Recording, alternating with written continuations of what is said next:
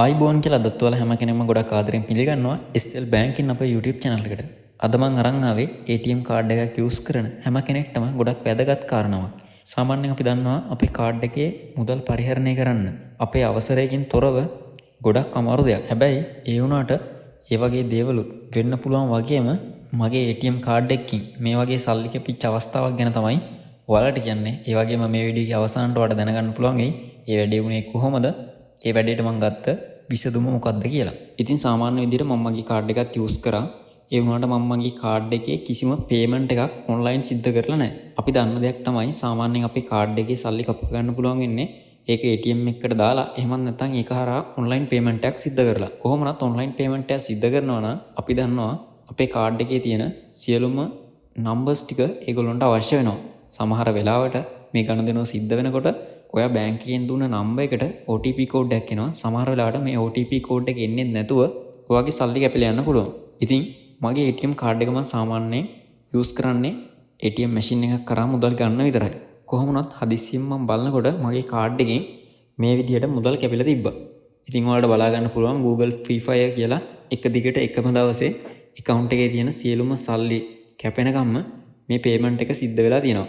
මම හොඳින්ම දන්නවා මගේ කාඩ් එකේ කිසිම පේමන්ට් එකක් මම ඔන්ලයින් සිදු කරගෙන නැහැ. ඒ කියන්නේ මගේ රහස් අංක කිසිම විදියකින් එළියේ තියෙන කිසිම සෝස් එකකට යන්න අවස්ථාවක් නැහැ. ඒ වගේම තමයි මම මගේ කාඩ් එක වෙන කෙනෙක්ට දීලා මුදල් අරගෙනත් නැහැ. ඒ කියන්නේ මගේ කාඩ් එකේ නම්බර්ස් වගේම රහස් අංකත් වෙන කෙනෙක් ගාවට යන්න නැහැ. කොහොම වුණත් මේ විදියට මගේ account එකෙන් මගේ කාඩ් එක හරහා සල්ලි කැපිලා තියෙනවා. ඉතින් මේ විදියට මට වුණ මේ විස්තරේ මම බැංකුවකට කියලා ඒගොල්ලොන්ගෙන් මේකට ගන්න පුළුවන් සොලියුෂන් එක මොකක්ද කියලා ඇහුවා. ඒගොල්ලෝ මට කිව්වේ අපේ කාඩ් එකේ තියෙන ඩිජිටල් Gmail එකට මේල් එකක් දාන්න කියලා. ඉතින් මම මේ විදිහට මේල් එකක් දැම්මා. මම ඒක ඔයාලට පෙන්නන්නම්.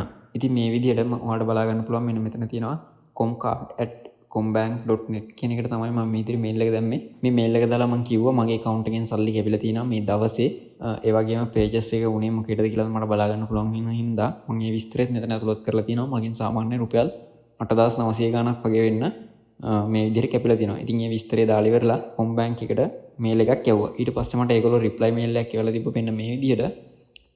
මේක නම් ඔටෝමැටිකලි ජෙනරේට් වෙන එකක්. මේකෙන් එවලා තිබ්බ මට කියලා තිබ්බා දවස් දෙකක් ඇතුළත ඔයාගේ මැසේජ් එකට රිප්ලයි එකක් එනවා කියලා. ඉතින් මේ මැසේජ් එකත් මට ආවා. මම ඒකත් ඔයාලට පෙන්නන්නම්. ඉතින් ඊට පස්සේ එයාලා මට ආයෙත් මේල් එකක් එවලා තිබ්බා. මේ මේල් එකේ තියෙන්නේ මගේ රික්වෙස්ට් නම්බර් එක විතරයි. කොහොමවත් මම ඊට පස්සේ ආයෙත් බැංකුවකට කතා කරලා මගේ විස්තරය කිව්වා මට මොන වගේ විසඳුමක්ද මේකට හම්බෙන්නේ කියලා. බැංකුවෙන් මට කිව්වේ මෙයාලා මේ වැඩේ කරන්න මාස 6ක වගේ කාලයක් ගන්නවා. ඒ කාලය අතරතුරදී අපේ පේමන්ට් එක සිද්ධ වුණ ආයතනයට ඒක දැනුම් දීලා ඒගොල්ලෝ අවසරයක් දුන්නොත් විතරක් ඒ සල්ලි ආය අපිට රිටර්න් කරගන්න පුළුවන් කියලා. කොහොමවත් මම මේ වීඩියෝ එක අරන් ආවේ ඇත්තටම මේ වගේ දෙයක් ඔයාලගේ කාඩ් එකනොත් වෙන්න පුළුවන්.